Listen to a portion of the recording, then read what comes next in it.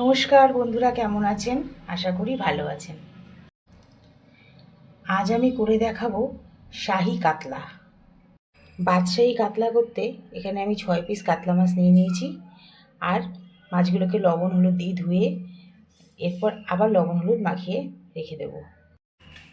লবণ, হলুদ, সর্ষের তেল। এবার মাছগুলোকে ভালো করে ম্যারিনেট করে রেখে দেব। প্রত্যেকটা মাছের গায়ে যেন লবণ হলুদ আর তেল ভালো করে লাগে।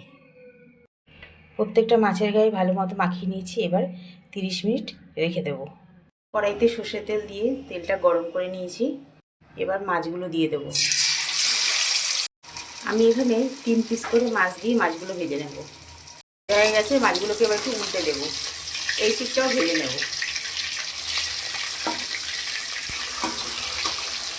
এবার ওই পিসটাও ভালো করে ভেজে নেব। মাছগুলো ভাজা হয়ে গেছে। ওই তেলের মধ্যে দিয়ে দেবো দারুচিনি, এলাচ, দিয়ে দেবো 1 চিমটে সামরিচ, তেজপাতা। সব ফোড়নগুলো 1 সেকেন্ড মতো রেখে দিয়ে দেবো পেঁয়াজ বাটা। পেঁয়াজটাকে ভালো মতো ভেজে নেব। পেঁয়াজগুলো ভাজা হয়ে গেছে। এর থেকে একটা সুন্দর গন্ধ বেরিয়েছে। দিয়ে দেবো আদা আর রসুন আর কাঁচা লঙ্কা পেস্ট।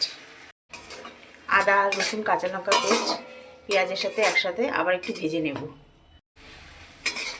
এখানে কিন্তু খুব বেশি রসুন দেওয়া যাবে না। আমার 6 পিস মাছ, তাই ছোট ছোট 6 পিস রসুন দিয়েছি।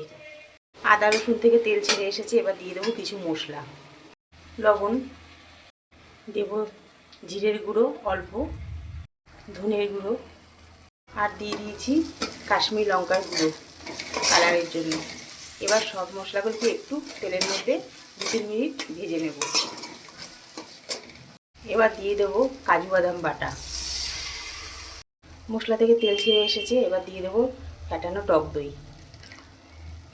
টক দইটাকে আগেই চামচ দিয়ে একটু ফেটিয়ে রাখতে হয়। এবার 2-3 মিনিট একটু কষিয়ে নেব। মশলা দিয়ে তেল ছেড়ে এসেছে। এবার এর মধ্যে আমি দিয়ে দেবো একটু গরম জল। গরম জল দিয়ে দিয়েছি। খুব বেশি জল দেবো না, সামান্য দিয়ে দেবো মিষ্টি, টেস্টটা ব্যালেন্স করার জন্য। সব মাছগুলো দিয়ে দিয়েছি। এবার 5 মিনিট একটু ফুটিয়ে নেব মাছগুলোকে ঝোলের সাথে। এর মধ্যে দিয়ে দেবো জায়ফল আর জয়িত্রী, খালি কড়াইতে টেলে গুঁড়ো করে নিয়েছিলাম সেই মশলা। আর দিয়ে দেবো ঘি। এবার ঘি আর এই মশলাটা পুরো মাছের সাথে একটু মিশিয়ে নেব। 2 মিনিট রেখে দেব। মাছ কিন্তু আমার রেডি। এবার গ্যাস থেকে নামিয়ে নেব। শাহী কাতলা আমার রেডি। এটি পোলাও, ফ্রাইড রাইস এসবের সঙ্গে খেতে কিন্তু দারুণ লাগে। আর আমার এই রেসিপিটি যদি আপনাদের ভালো লেগে থাকে তাহলে একটি লাইক, কমেন্ট, শেয়ার এবং আমার চ্যানেল মনের ইচ্ছেকে সাবস্ক্রাইব করার অনুরোধ রইল। আজকের মতো এই পর্যন্ত। আবার আসবো নতুন কোনো রেসিপি নিয়ে। আপনারা ভালো থাকবেন, সুস্থ থাকবেন।